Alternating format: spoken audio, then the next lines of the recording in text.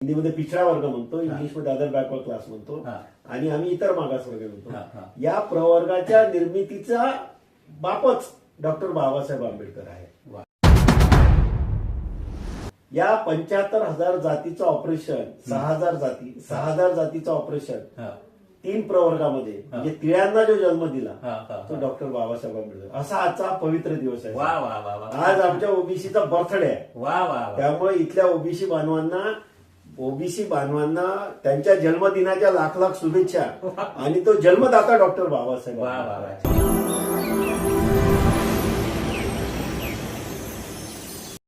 नमस्कार. डॉक्टर बाबासाहेब आंबेडकरांच्या विविध पैलूंवर प्रकट मालिकेत आपणा सर्वांचं अगदी मनपूर्वक स्वागत आहे. मित्रांनो, डॉक्टर बाबासाहेब आंबेडकरांचे विविध पैलू आहेत.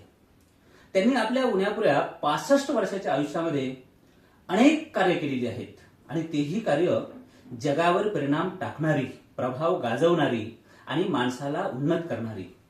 असं एकही क्षेत्र नसेल की जिथे बाबासाहेबांच्या विद्वत्तेचा, दूरदृष्टीपणाचा, द्रष्टेपणाचा शिरकाव झाला नाही.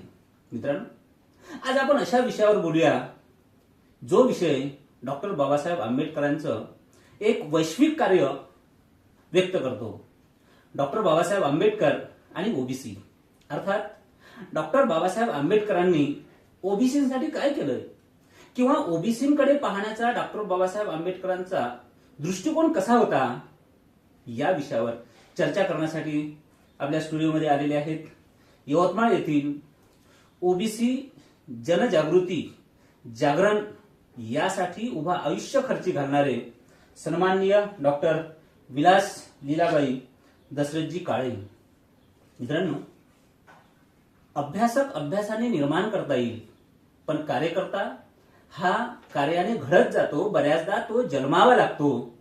हे जन्माने आलेलं कार्यकर्ते पण डॉक्टर विलासजी काळे यांच्याकडे आहे.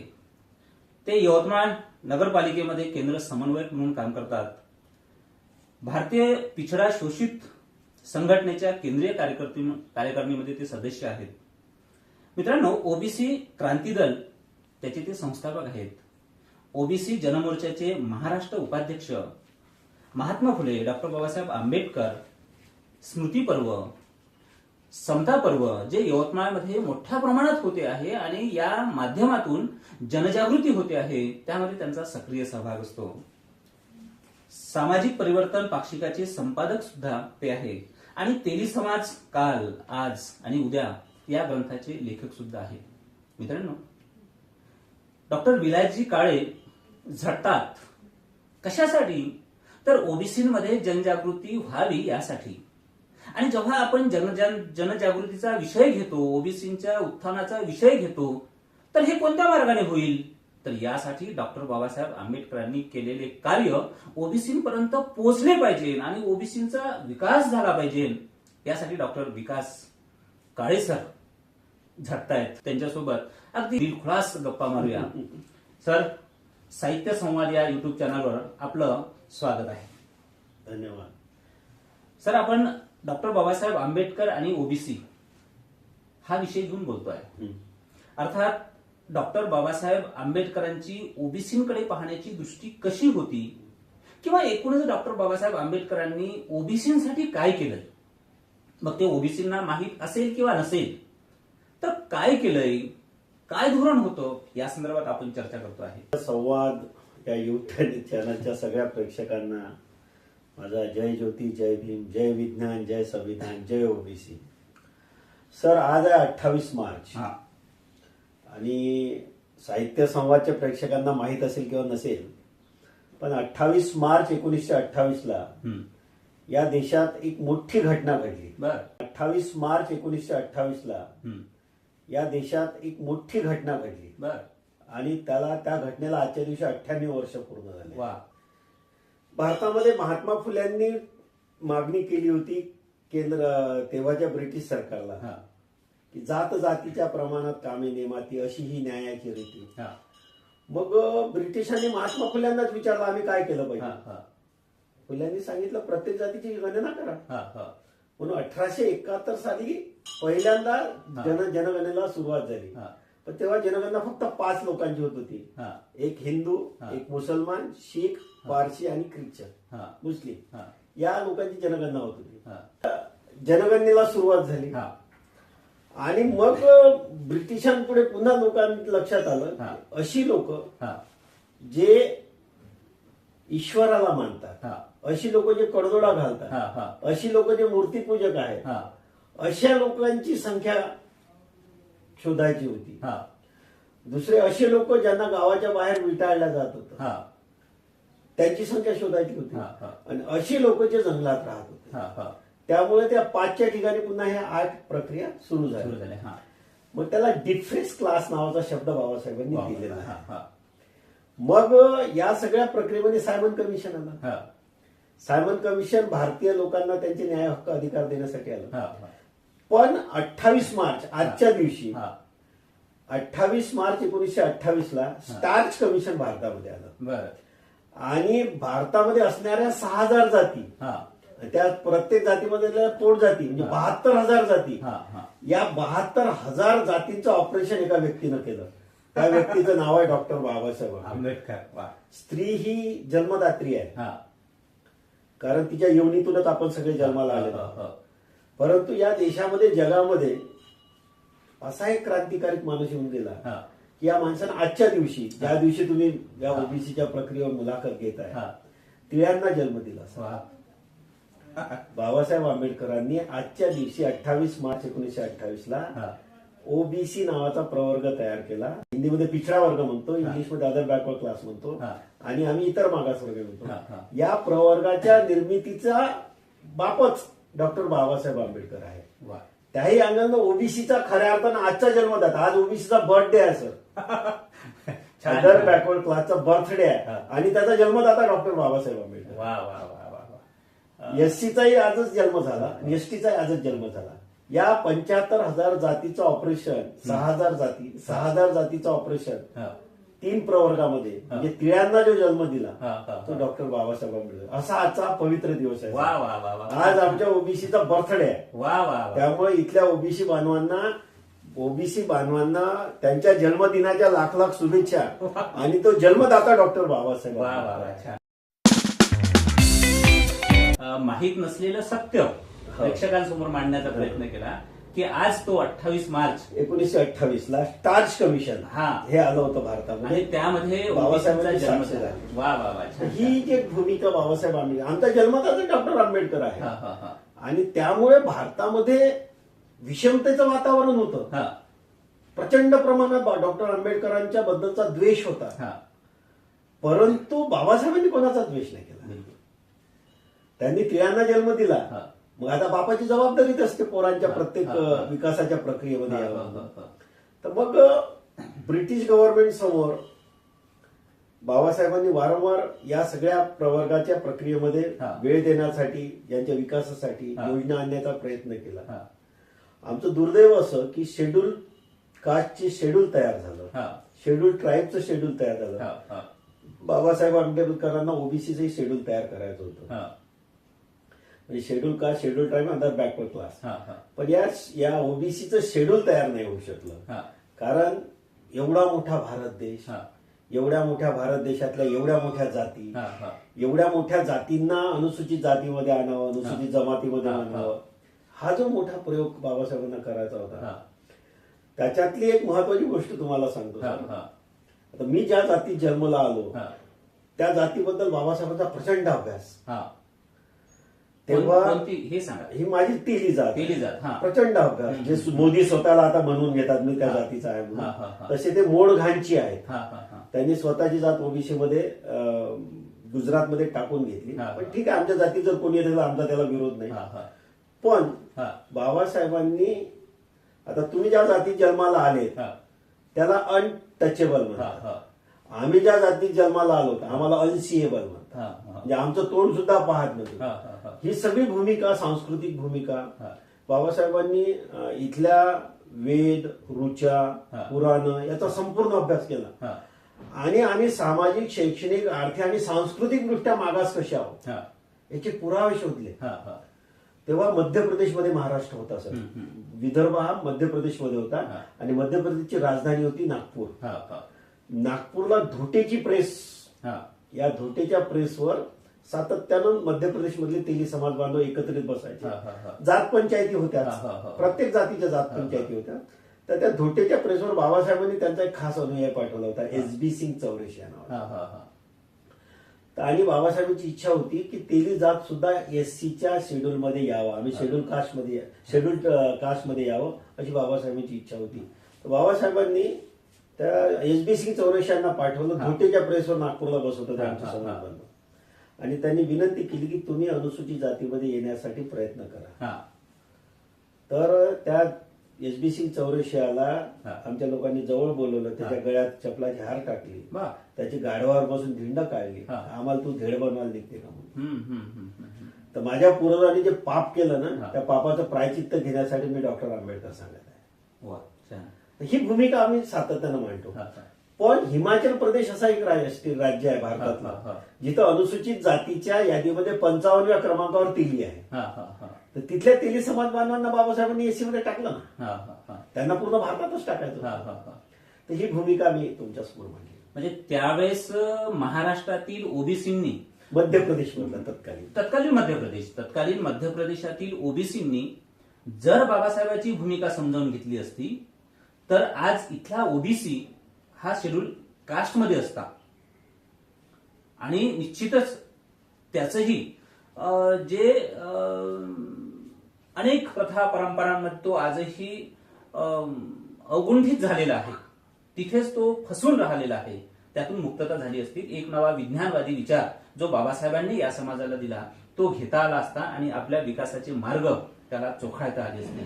हा महत्वाचा मुद्दा सर या ठिकाणी. बरोबर सर, आता मला एक सांगा सर, जेव्हा आपण डॉक्टर बाबासाहेब आंबेडकर आणि ओबीसी हा विषय घेतो आहे आणि डॉक्टर बाबासाहेब आंबेडकरांनी ओबीसीसाठी काय केलं, निश्चितच एक सकारात्मक पाऊल उचललेलं आहे. त्यांच्या विकासाचे अनेक मार्ग खुले करण्याचा प्रयत्न केलेला आहे. या पार्श्वभूमीवर सांगा की जेव्हा डॉक्टर बाबासाहेब आंबेडकर ओबीसीसाठी कार्य करत होते त्यावेळेस ओबीसींची, विशेषतः महाराष्ट्रातल्या ओबीसींची सामाजिक शैक्षणिक अवस्था काय होती? मुळातच भारताला स्वातंत्र्य मिळाल्यानंतर जाती व्यवस्था मोठ्या प्रमाणात कमखर होती. बाबासाहेबांनी ओबीसीचा एक मोठा नेता महाराष्ट्रात शोधला होता. त्याचं नाव होतं भाऊसाहेब पंजाबराव देशमुख. आणि भाऊसाहेब पंजाबराव देशमुखांच्या माध्यमातून पूर्ण भारतातील ओबीसींना एकत्रित करण्याचा प्रयत्न बाबासाहेबांनी केला. बाबासाहेबांच्या विचाराचे जे पैलू आपण पाडतो ना, बाबासाहेबांना त्यांनी सुरू केलेलं, पहिल्यांदा त्यांनी कामगारांची चळवळ सुरू केली. त्यांनी तो पक्ष सुद्धा काढला. पण पहिल्या गोलमेज परिषदेमध्ये हे कामगाराचे नेते म्हणून दाखवल्या गेलं. अस्पृश्यांसाठी त्यांना काम करायचं होतं म्हणून त्यांनी मग शेड्यूल कास्ट फेडरेशन स्थापन केलं. धर्मांतराच्या आधीच त्यांनी घोषणा केली होती की मी जेव्हा धम्म स्वीकारेल तेव्हा शेड्यूल कास्ट फेडरेशनचा मी साधा सभासद सुद्धा असणार नाही. आणि मग शेड्यूल कास्ट फेडरेशन विचलित झालं, नेस्तनाबूत झालं किंवा समाप्त झालं. बाबासाहेब आपल्यातून 56ला निघून गेले. त्यांनी एक तरतूद करून ठेवली होती रिपब्लिकन पार्टी ऑफ इंडियाची. त्यांनी खुले पत्र लिहिले होते. त्या खुल्या पत्रामध्ये इथल्या तमाम शोषित समाजाला, ज्याच्यामध्ये ओबीसी समाज येतो, याच्या विकासाच्या प्रक्रिया त्यांनी टाकून ठेवल्या होत्या. आणि 340 कलम जे भारतीय संविधानामध्ये टाकलं त्याच्या आधी भारतीय संविधानामध्ये 15(4) आणि 16(4) हे दोन महत्वाचे कलम बाबासाहेबांनी टाकले जे राज्याला अधिकार दिले. त्याच्यामध्ये 15(4) 16(4) मध्ये ते म्हणतात की असा वर्ग जो सामाजिक शैक्षणिक दृष्ट्या मागास आहे, त्याला पूर्णतः प्रतिनिधित्व मिळालेलं नाही, त्याच्यासाठी राज्य सरकार विकासात्मक तरतूद करेल. हे राज्याला निर्देश दिले. आणि केंद्राला निर्देश दिले की ओबीसी याची गणना करा, त्याची सामाजिक स्थिती कशी आहे, त्याची शैक्षणिक स्थिती, त्याची आर्थिक स्थिती कशी आहे, याच्यासाठी आयोग बसवा. आणि हा आयोग राष्ट्रपती बसवेल. आणि एकदाच नाही तर दर 10 वर्षांना हा आयोग बसेल. याकरता नेहरू गव्हर्नमेंटमध्ये बाबासाहेबांनी नेहरूंना वारंवार सूचना केल्या, नेहरूंना वारंवार पत्र दिली एवढंच नाही हा. तर आपल्या कायदेमंत्री पदाचा ओबीसी करता बाबासाहेबांनी राजीनामा सुद्धा दिला हा, हा. की Nehru government Hindu code bill हे सांगितलं हो, हो, जातं हो. पण त्या कारण. एकंदरीत मागणीमध्ये महत्वाची मागणी हो, हो, होती बिलकुल. की बाबासाहेबांनी मागणी केली की ओबीसीसाठी आयोग बसवा हा, हा, हा. ओबीसीची स्थिती कशी आहे हे समजून घ्या हा, हा. तेव्हा बाबासाहेबांच्या दबावामुळं हा. ओबीसी करता काका कालेलकर आयोग बसला पहिल्यांदा हा. हे आमच्या ओबीसी बांधवांनी समजून घेतलं पाहिजे हा, हा. याचं श्रेयच डॉक्टर बी आर आंबेडकरांना आहे तर ही भूमिका आपण लोकांपर्यंत मांडली पाहिजे पाहिजे. असं माझं मत आहे. आता एक सांगा सर की बाबासाहेबांनी संविधानात्मक तरतूद ओबीसीसाठी केलेली आहे. आपल्या बोलण्यातून असं एक जाणवलं की त्या काळास कारण इतर मागासवर्ग हा शब्द लागलेला आहे. बाबासाहेबांच्या काळामध्ये निश्चितच ओबीसीची स्थिती ही मागास होती. मग ते शैक्षणिक दृष्ट्या असेल, सामाजिक दृष्ट्या असेल, धार्मिक दृष्ट्या असेल आणि म्हणून मग हा पिछडा जो हिंदीमध्ये तुम्ही शब्द वापरता जो पिछडा वर्ग आहे त्या वर्गाची उन्नती व्हावी म्हणून बाबासाहेबांनी संविधानामध्ये अनेक कलमं त्यांनी रेखलेली आहे आणि पंजाबराव देशमुखांना समोर करून यांची प्रगती करण्याचा प्रयत्न केलेला आहे. आता मला एक सांगा सर की महाराष्ट्रामध्ये ओबीसीची संख्या मोठी आहे, तुम्ही त्याचं पर्सेंटेजही सांगाल, पण मला त्याआधी एक सांगा की नेमका ओबीसी म्हणजे कोण? मुळातच भारतीय संविधानामध्ये ओबीसीचा उल्लेख नाही आहे सर. नागरिकांचा मागास प्रवर्ग असा उल्लेख आहे. ओबीसी हा व्यापक शब्द घेतला गेला त्याला इतर मागास वर्ग म्हणून, पण नागरिकांचा मागास प्रवर्गाची जागा असते पहा कुठे निवडणुकीमध्ये, ग्रामपंचायतचे असो, राजीव गांधी जे पंचायत राज केलं हा नागरिकांचा मागास प्रवर्ग. तर महाराष्ट्रामध्ये कालेलकर आयोगाला तेव्हा 255 जाती होत्या. मग मंडल कमिशन बसलं, मंडल कमिशन मध्ये महाराष्ट्रामध्ये 272 जाती आल्या. त्याच्यानंतर अनेक मागासवर्गीय कमिशन बसत गेले. त्या कमिशन समोर प्रत्येक जातींनी आपली साक्ष दिली. आता 386च्या जवळपास जाती या ओबीसी मध्ये आहेत. तर याही जातींच्या संपूर्ण विकासाची तरतूद बाबासाहेबांनी भारतीय संविधानात करून ठेवली. त्याच्यामुळे मग वेगवेगळे आयोग बसले आणि त्याकरता रिझर्वेशनची प्रक्रिया सुरू झाली आणि 1931 चा आधार घेऊन आम्हाला 27% आरक्षण मंडल कमिशन नुसार मिळालं. तर त्याच्यातही बायफर्केशन झालं. मग एनटी प्रवर्ग झाला, व्हीजे प्रवर्ग झाला, एसबीसी प्रवर्ग झाला, NT1, NT2, NT3 हे प्रवर्ग झाले. मग या 8% रिझर्वेशन यांना दिल्या गेलं आणि उर्वरित जातींना 19% रिझर्वेशन मिळालं. ही तरतूदच भारतीय संविधानामुळे आम्हाला मिळाली बाबासाहेबांनी आणि भारतीय संविधानाचे निर्मातेच डॉक्टर बाबासाहेब आंबेडकर आहे. त्यामुळे हे ताट सुद्धा बाबासाहेबांनीच वाढवून ठेवलं. आता ते खायचं की नाही खायचं हे आपल्यावर अवलंबून. छान मांडणी केली सर तुम्ही की ओबीसीसाठी बाबासाहेबांनी काय केलंय हे आपण अत्यंत साधार सांगतायत, घटनेच्या कलमानुसार सांगतायत, तत्कालीन परिस्थितीचे संदर्भ देऊन सांगतायत. पण आजही मला असं वाटतं की आजही महाराष्ट्रातला ओबीसी तो बाबासाहेबांवर नाराज आहे.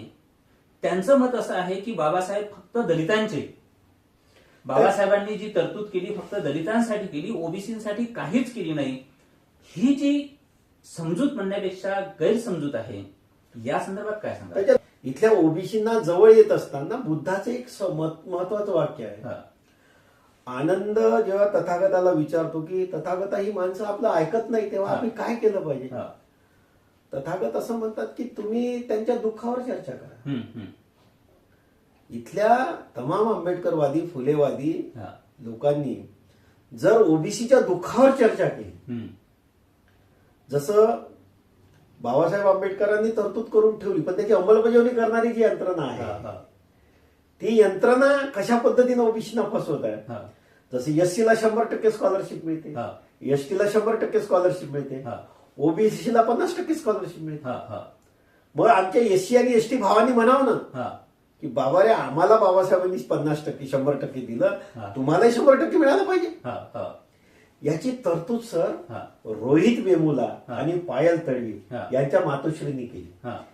रोहित वेमुला बाबासाहेबांना मानणारा, पायल तळवी ट्राईब, एससी एसटी एकत्रित आले आणि भारतामध्ये झालेल्या ज्या आत्महत्या आहेत याच्यात ओबीसीची आत्महत्या आहेत. 24 ओबीसी विद्यार्थ्यांनी आत्महत्या केली. हे सुप्रीम कोर्टाच्या त्यांनी लक्षात आणून दिलं आणि तेव्हा मग सुप्रीम कोर्टानं केंद्र सरकारला निर्देश दिले हा. की आता या सगळ्या आत्महत्येच्या संदर्भामध्ये हा. तुम्ही एक आयोग गठीत करा. हा. मग समता विधेयक आलं. हा. समता विधेयकाला फक्त 1% लोकांनी विरोध केला. हा. 99% लोक समता विधेयकाच्या बाजूने हा. होते. हा.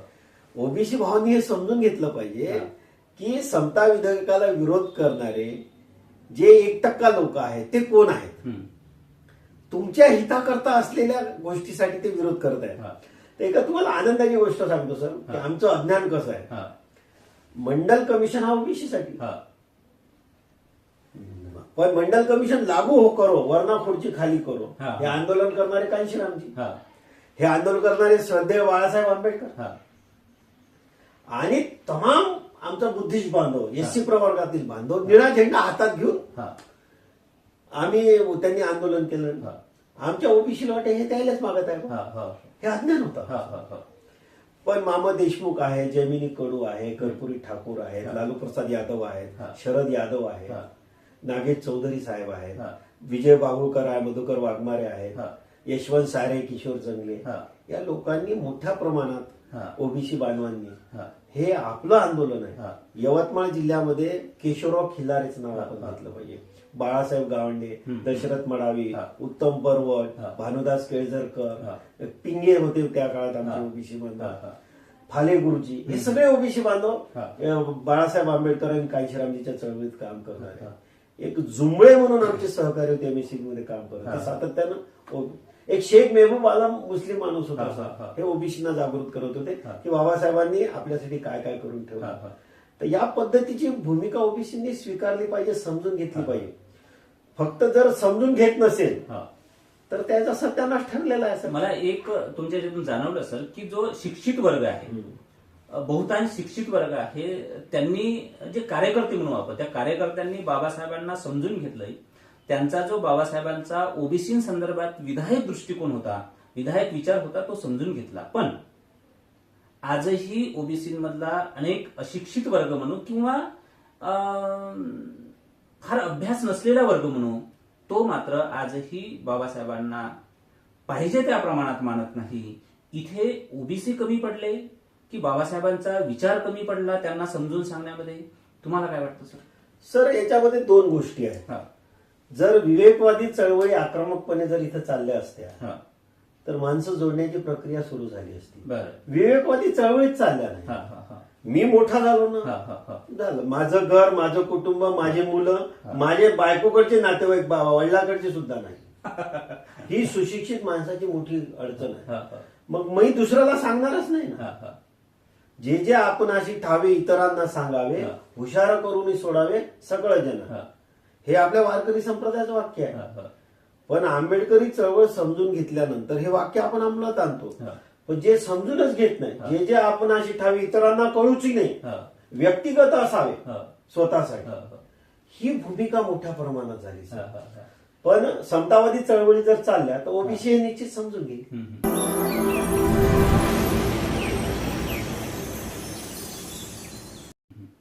बाबासाहेबांनी संविधानाच्या पातळीवर ओबीसीसाठी काही तरतूद केलेली आहे, ती कोणत्या प्रकारची केलेली आहे? आता मी 15/4/16/4चं उदाहरण हो, हो, हो. इक्वॅलिटीज लॉचं बरं, उदाहरण, बरं. इव्हन महात्मा फुल्यांनी जी कामगारांची चळवळ चालवली होती, हा. नारायण मेघाजी लोखंडे, लोखंडे. हा. रविवारची सुट्टी, सुट्टी, त्याचे जनक आहे ते. त्याची जनक आहे. तर बाबासाहेबांनी ते तरतूद करून हा, ठेवली. आमच्या महिलांसाठी प्रेग्नेन्सी हा, लीव्हची हा, व्यवस्था हा, करून हा, ठेवली. हा. आम्हाला जो पगार मिळतो हा, हा. त्याची तरतूद करून हा, ठेवली. हा. आरबीआयची निर्मिती बाबासाहेबांनी करून हा, हा, ठेवली. हा, हा. बाबासाहेबांनी प्रत्येक माणसाचा विचार केला हा. केवळ ओबीसीचाच नाही. हा. हा. भारतातल्या प्रत्येक किंवा किडामुंग्यांना सुद्धा संरक्षण मिळालं हा, पाहिजे हा. हेही बिलकुल, विचार बिलकुल, बिलकुल. होते. हा. हे वैश्विक व्यक्तिमत्व असल्यामुळे हा. बाबासाहेबांना या ओबीसी हितकर्ता नाही म्हणतायत, हा. हा सर्वांगीण विकासाचा हितकर्ता. बिलकुल, बिलकुल. पण त्यातला ओबीसी एक पार्ट, हो, हो. मुळातच हा 60% आहे. हा. हा. या 60% प्रवर्गानं डॉक्टर आंबेडकरांनी जे 340 कलम टाकलं, हा, हा. त्या 340व्या कलमाच्या आधारे हा. आम्हाला कागलकर आयोग मिळाला, हम्म. आम्हाला मंडल कमिशन मिळालं, हा. आम्हाला नोकऱ्यांमध्ये 27% आरक्षण मिळालं. बिलकुल. N t, VJ, SBC, NT1, NT2, NT3 हा. हे 15/4/16/4 कलमाच्या आधारे आमची निर्मिती झाली. बरं. बाबासाहेबांनी भाऊसाहेब पंजाबराव देशमुखांना त्या काळामध्ये पुढे केलं हा. होतं, एच बी सिंग चौरशी यांना पुढे केलं हा. होतं. अनेक लोकांना सोबत घेऊन हा. ही मानवतावादी मुवमेंट हा. भारतीय संविधानाच्या एकरूपतेकरता हा. हा. त्यांनी प्रयत्न केला सर. बिलकुल बिलकुल. आणि न्याय मोठ्या प्रमाणात त्यांनी दिला. हा. हा. फक्त त्या न्यायाचे आम्ही वाटेकरी आहो की नाही आहो, हा. हा. हा जो संभ्रम आहे, हा. या संभ्रमातून या ओबीसींना दूर करावा लागेल. हा. पण तो संभ्रम करत असताना इथल्या दलितांचं जर एकीकरण दिसलं, हा. हा ओबीसी निश्चितच तुमच्या मागे आल्याशिवाय राहणार. हा. हा. हा. आता आम्ही विभागलेले आहोत, हम्म. हम्म. हम्म. वैचारिक दृष्ट्या विभागलेले हा. आहोत, पक्षीय दृष्ट्या विभागलेले हा. आहोत, नेतृत्वाच्या दृष्टिकोनातून विभागलेले आहोत. म्हणजे जातीच्या प्रक्रियेतून बाहेर निघून हा. प्रवर्गाची लढाई जी डॉक्टर आंबेडकरांनी लढण्याकरता आम्हाला मार्ग दाखवलेला हा. आहे, या प्रक्रियेमध्ये ओबीसी येणं गरजेचं आहे. हा, बिलकुल बिलकुल. निश्चितच तुम्ही एक म्हटलं की ओबीसींना जवळ करण्याची एक भूमिका एससींची पण आहे. त्यासोबतच बाबासाहेबांनी एक शेतकऱ्यांचं जे आंदोलन केलं होतं, शेतकऱ्यांची जी संघटना बनवली होती, त्यामध्ये बाबासाहेबांचा मूळ हेतूच होता की शेतकऱ्यांची कोणतीही जात नसावी, जातविहीन संघटना असावी. ही जी बाबासाहेबांची जात मोडक विचार प्रणाली होती ती ओबीसींनाही लागू पडते. एससी लोकांनी किंवा इतर लोकांनी यांना समजून सांगावं किंवा जवळ घ्यावं हा मुद्दा तुम्ही मांडलाच, पण बाबासाहेबांचा विचारही आपण स्वीकारला पाहिजे आणि त्या समतावादी न्याय तत्वाच्या आधारे आपण विकसित झालो पाहिजे. ही जागृतीही तुम्ही करतायत, ही फार अत्यंत आनंदाची आशादायक बाब आहे आणि त्या या सबंध प्रक्रियेमध्ये तुमचं फार मोठं योगदान आहे. सर, शेतकरी हा 95% ओबीसी आहे. हा. हा. या ओबीसीच्या विकासाकरता बाबासाहेबांनी जगातलं सर्वात मोठं आंदोलन चालवलं होतं, हा, खोती बिलकुल पद्धतीचं. बिलकुल बिलकुल बिलकुल. हजारो शेतकऱ्यांना न्याय मिळवून देण्यात. हा. तर खोती पद्धत, हा. या खोती पद्धतीचं आंदोलन बाबासाहेबांनी मोठ्या बिलकुल. प्रमाणात हा. चालवलं. शेतकऱ्याचा न्याय हित करता हा. या पद्धतीची प्रक्रिया त्यांनी मांडली. हा. बाबासाहेबांनी ओबीसी बांधवांनी समजून घेतलं पाहिजे डॉक्टर आंबेडकरांनी आमच्यासाठी काय केलं. हा. त्यांनी स्पष्ट मांडलं, जिथं कापूस पिकतो तिथं कापसावर प्रक्रिया करणारे कारखाने असले पाहिजे. बिलकुल. जिथं संत्रा पिकतो संत्र्यावर प्रक्रिया करणारे कारखाने तिथं असले पाहिजे. हम्म. म्हणजे एकीकडे शेतकऱ्याच्या कापसाच्या भावाला भाव तर मिळालाच पाहिजे, हा. पण त्याच्यावर प्रक्रिया करणारे उद्योग सुद्धा त्यांना निर्माण केले हा. पाहिजे. हा. त्याच्यासाठी धरणाची निर्मिती, पाणी सिंचनाची निर्मिती, हा. प्रत्येक शेतकऱ्याच्या मुलाला शेतीच्या बरोबर शैक्षणिक कशी मदत करता हा. येईल याची तरतूद सुद्धा बीआर आंबेडकरांनी केलेली हा. आहे. हा. बाबासाहेब पाणी मंत्री होते सर. हा. हा. हा. बाबासाहेब जर या देशाचे पहिले पंतप्रधान झाले असते ना, हा. हा. भारताची फायलीच झाली नसती. हा. हा. हा. कारण थॉट ऑफ पाकिस्तान पुस्तक जिनाच्या हातात होतं, हा. थॉट ऑफ पाकिस्तान पुस्तक भारताच्या हातात होतं आणि सर्वव्यापी नेता म्हणून डॉक्टर बी आर आंबेडकरांची मान्यता ब्रिटिश काळामध्ये होती. हा. हा. जेव्हा सर एक आठवते या निमित्तानं, जेव्हा आपण असं म्हटलं की शेतकरी हा 95% शेतकरी, 90% शेतकरी OBC. हा ओबीसी आहे आणि शेतकऱ्यांसाठी बाबासाहेबांनी या जगात कुणी केलं नसेल त्या पद्धतीने आंदोलन केलंय. चिपळूणच्या एका सभेमध्ये डॉक्टर बाबासाहेब आंबेडकर म्हणतात की शेतकऱ्यांसंदर्भात, म्हणजे ओबीसी मधून म्हणतात, ओबीसीसाठी म्हणतात की तुमच्यामधला शेतकरी मला पंतप्रधान झालेला बघायचा आहे. हे जे बाबासाहेबांचं ओबीसी मधला माणूस, शेतकऱ्यांमधला माणूस, ओबीसीच्याही पलीकडे जाऊया आपण, शेतकऱ्यांमधला माणूस हा पंतप्रधान झाला पाहिजे, हे जे बाबासाहेबांचं मोठं स्वप्न होतं. तुम्ही म्हटल्याप्रमाणे बाबासाहेब हे वैश्विक होते, हा मुद्दा इथे दिसतोय सर. नाही, म्हणूनच सर, म्हणून भाऊसाहेब पंजाबराव देशमुखांना का पुढे केलं, हा. हो. हो. मंडलला का पुढे केलं हा. हा. बाबासाहेब. हा. बिहारमध्ये चंद्रिकानंद मध होते, हा. यांना का पुढे केलं. हा. बिहार ऑफ लिनिन म्हणून एक व्यक्तिमत्व, कर्पुरी ठाकूरचं नाव पुढे हा. येतं हा. बाबासाहेबांच्या हा. कालखंडात. हा. ते बाबासाहेबांची तुम्ही जर शेड्यूल कास्ट फेडरेशनची कार्यकारिणी पाहिली हा. हा. किंवा स्वतंत्र मजूर पक्षाची कार्यकारिणी पाहिली, हा. बाबासाहेबांनी मोठ्या प्रमाणात ओबीसीला प्रतिनिधित्व दिलेलं आहे. हा. हा. हा. जे आमदार निवडून आले त्याच्यामध्ये सुद्धा ओबीसी निवडून आणले बाबासाहेबांनी. याची नावं पुढे आली पाहिजे ना, लोकांपर्यंत पोहोचली पाहिजे किंवा ओबीसी बांधवांना कळलं पाहिजे. डॉक्टर आंबेडकरांनी या सगळ्या चौकटीला तोडलं म्हणून त्यांनी एक पुस्तक लिहिलं सर. ज्या पुस्तकाच्या वाचन पर्टिक्युलर ओबीसी बांधवांनी केलं पाहिजे. त्या पुस्तकाचं शूद्रपूर्वी कोण होते हे पुस्तक आहे. बिलकुल. हा. आणि दुसरं अॅनिहिलेशन ऑफ कास्ट. हम्म. या दोघांचं जर वाचन केलं हम्म. तर बाबासाहेबांनी स्वतंत्र लिखाण केलं ना ओबीसी. हो. अस्पृश्य मूळचे कोण हे वेगळे लिहिले. वेगळं आहे. हा. पण ओबीसी पूर्वीचे कोण हे स्वतंत्र पुस्तक आहे. शूद्र शब्द ओबीसीला आहे. शूद्र पूर्वीचे कोण हे पुस्तक बाबासाहेबांनी लिहिलं आहे. तर ओबीसी मधल्या असलेल्या प्रत्येक जातीच्या मायक्रो जातीचा सुद्धा बाबासाहेबांना अभ्यास होता. आणि त्यांची राहणीमान, त्यांचं पेहराव, त्यांचं खानपान याचा सुद्धा डॉक्टर आंबेडकरांना अभ्यास होता. बिलकुल अशा पद्धतीचे व्यक्तिमत्व नाही, लिहायला निश्चितच. पण तरीही एवढं सगळं झालं असतानाही आजही बाबासाहेबांप्रती दृष्टिकोन हा थोडा वेगळा का आहे? मला असं वाटतं की इथली जी जातीय व्यवस्था आहे त्या जातीय व्यवस्थेच्या दृष्टिकोनातून आजही बाबासाहेबांना पाहिलं जातं, ज्याला चांगल्या शब्दामध्ये म्हणूया पूर्वग्रह दूषित वृत्तीने. आणि म्हणून जे कल्याणकारी बाबासाहेब आहे ते आपल्यापर्यंत पोहोचत नाही आहे. काय होतं सर, दोन प्रकार आहेत. भारतीय निर्मिती सायन्समध्ये महात्मा फुल्यांनी जेव्हा शाळा सुरू केली तेव्हा त्यांनी दोन महत्वाचे विषय दिले होते. पहिला विषय होता त्यांचा तर्कशास्त्र आणि दुसरा विषय होता अंकगणित. या अंकगणितामध्ये आम्ही लय पुढे गेलो रुपयामध्ये. पण तर्कशास्त्र जे आहे हे तर्कशास्त्रामध्ये आम्ही मागे आहोत. ज्यांची दृष्टी डॉक्टर बाबासाहेब आंबेडकरांचे बद्दल निगेटिव्ह आहे त्यांच्यासाठी स्पेशल आहे की दृष्टी जर खराब असली तर ऑपरेशन करून दुरुस्त करता येते. पण एखाद्याचा दृष्टिकोनच खराब असेल त्याच्यासाठी काही औषध निर्माण झालं नाही. पण त्याच्याही औषधीची प्रक्रिया आम्ही यवतमाळमध्ये सुरू केली. यवतमाळमध्ये डॉक्टर ज्ञानेश्वर गोरे म्हणून आमचे सहकारी आहेत. त्यांनी महात्मा फुले सत्यशोधक विद्यापीठ उभं केलं आणि पर्टिक्युलर ओबीसी, एनटी, व्हीजे, एसबीसीच्या 18 ते 30 वयोगटाच्या मुलांना आम्ही 5 दिवसाचं प्रशिक्षण दिलं.